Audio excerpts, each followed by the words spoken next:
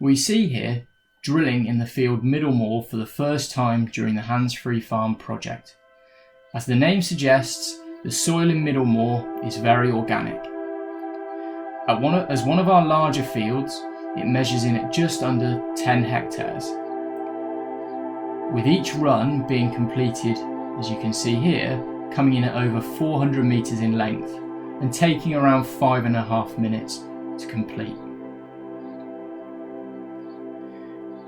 When the tractor is operating on the straights, it has a spot work rate of 1 hectare per hour, and we hope to increase our output throughout this project by adding further tractors and drills into a swarm operating in the field.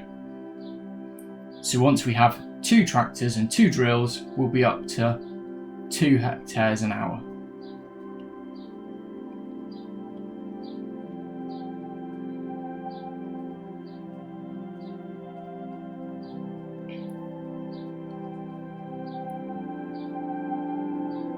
As you can see, the tractor is operating well, although there is still some twitchiness in the control system, as you can see here in this shot from above.